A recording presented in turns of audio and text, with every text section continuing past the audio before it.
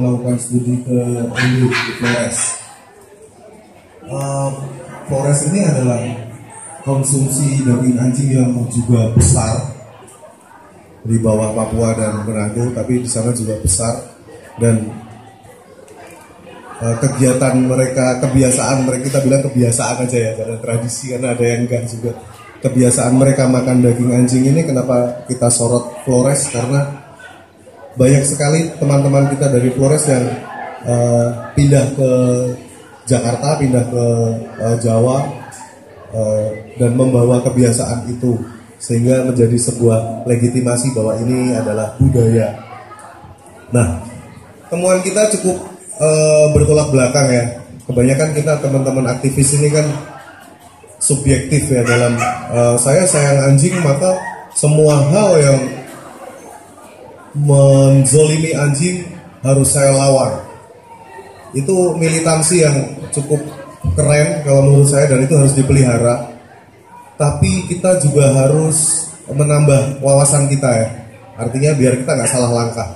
Kalau tadi Pak Adi bilang kalau seperti di Solo ditutup ya perang, itu pasti. Karena di sana perputaran uang untuk daging anjing ini dalam 1 bulan itu di atas 10 M.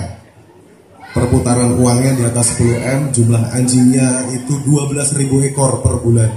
Dan satu tempat warung terbanyak yang motong anjing di sana sehari bisa motong 40 ekor.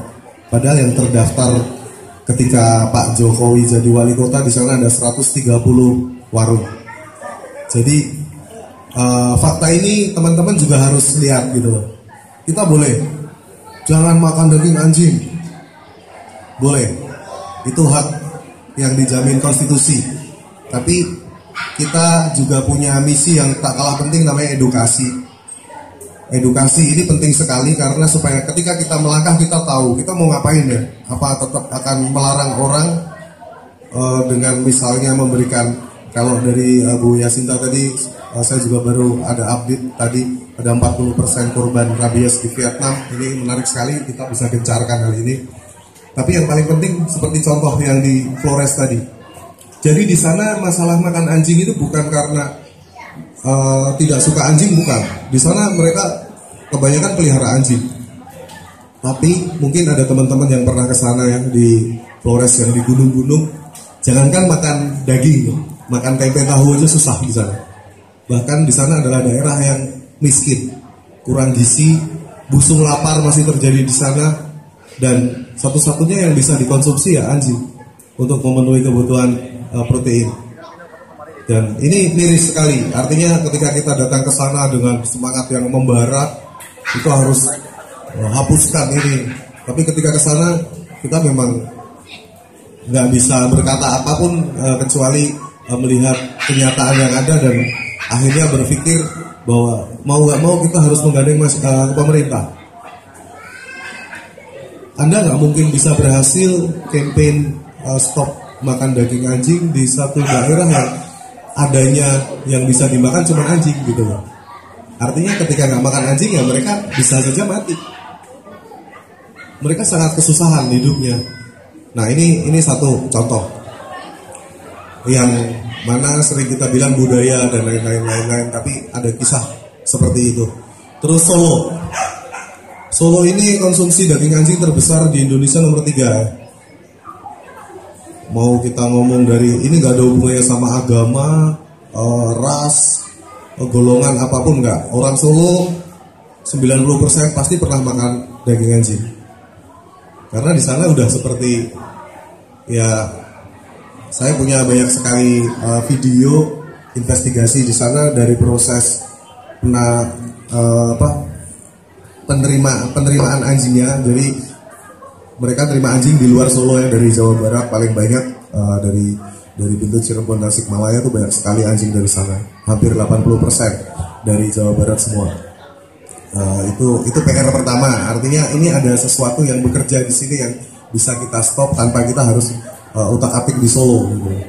Kita tinggal ngomong ke gubernur, kebetulan gubernur Jawa Barat ini kan Islam banget gitu ya. Kita tinggal kapan kita bisa ke sana, cari cara biar bisa ngomong sama Pak Gubernur. Pak, ayo Pak, karena kemarin saya udah pelajarin, ada perda juga di Jawa Barat tentang lalu lintas daging, dan jika itu bisa kita tangkap, ya ini melanggar dan bisa di stop. Ini contoh apa yang harus dilakukan oleh kita sebagai aktivis. Terus yang kedua, jangan pernah lelah untuk share fakta tentang minusnya daging anjing. Konsumsi daging anjing ini minusnya banyak sekali. Yang barusan ini cukup menarik untuk kita bisa sebarkan seluasnya dari Ibu Yasinta ini. Kaget juga, saya belum pernah ada ngerti, ternyata ya dulu selentingan aja ya, rabies bisa ditularkan melalui konsumsi, tapi angkanya berapa kita juga nggak tahu, dan bahkan itu hanya sekedar nakut-nakutin. Karena kalau di Solo sana, saya makan daging anjing, saya jualan daging anjing udah 30 tahun. Ada salah satu sumber yang kita investigasi ke sana, dia 30 tahun bisnisnya adalah jualan daging anjing. Dari dia nggak punya rumah sampai rumahnya besar sekali, dan anaknya bisa sampai kuliah 3 orang dari motong anjing. Nah, ini PR juga gitu loh. Kalau tadi yang di Flores, bisalah kita pemerintah juga cepat tanggap di sana, bahwa kita laporin aja ke pemerintah bahwa di sini ada kekurangan gizi. Dibantu media itu kencang banget. Mereka stop dengan sendirinya. Bahkan saya dulu pernah debat rame banget di IPB. Saya kayaknya emang diadu nih sama teman-teman mahasiswa di sana. Jadi ditemuin sama orang-orang Flores banyak sekali. Saya cuma berdua waktu itu. Terus mereka tanya, apa yang akan Anda lakukan? Aksi apa yang akan Anda lakukan untuk menghentikan konsumsi daging anjing? Itu yang ada, saya ada sekitar 30 orang ya. 30 orang dan mereka bilang, kita ini pemakan anjing semua. Mereka protes pada dasarnya. Kenapa Anda sebar-sebar video tentang begitu kejamnya orang membantai anjing? Mereka cerita akhirnya, kita di Flores itu kita potong ya kayak potong ayam, nggak ada harus dipukul dulu, disiksa, nggak ada. Di sana kita potong ya potong aja karena kita buat makan. Nah ini harus kita pisahin lagi. Ini satu masalah di dalam masalah lain. Yang kita sering investigasi itu mereka kenapa dipukul aja sampai sekarat, karena ada isu bahwa makan anjing yang nggak keluar darahnya ini lebih enak, dagingnya lebih enak. Itu isu aja yang dikembangkan oleh mereka. Ketika mereka bisa mengembangkan isu yang tidak bisa dipertanggungjawabkan, kita sebagai aktivis harus bisa menyebarkan isu juga tetapi yang bisa dipertanggungjawabkan. Dan yang paling penting kita jangan terlalu songong gitu loh. Aktivis ini biasanya kalau di depan masyarakat songong banget gitu. Gaya banget nih. Mentang-mentang dari aktivis nih. Mau lu dilawan teman-teman saudara-saudara kita dari, sebutlah nama suku mana, karena di sana makan anjing semua, mau ya mikir juga kan kita akhirnya. Nah ini yang kita panjang sekali perjalanannya dari 2012 kita coba yang fight head to head pernah, bahkan saya bakar warung-warung lapo itu juga pernah di salah satu daerah di Jogja. Saya sampai di ban ya, artinya kalau anak ini sampai masuk ke daerah sini mati, karena dulu saya 4 warung seksual di Jogja itu saya bakar. Karena, wah ini yang paling benar kayaknya memang seperti ini. Tapi ternyata enggak. Ternyata bakar 1, bangun 8. Jadi kan seperti itu, ini ekonomi gitu loh. Jadi memang harus satu-satunya cara yang paling benar, kita tahu kasusnya seperti apa, latar belakangnya apa, dan kita harus punya data.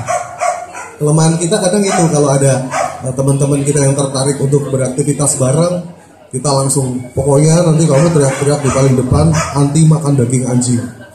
Pokoknya makan daging anjing itu salah. Orang-orang yang makan daging anjing itu pendosa.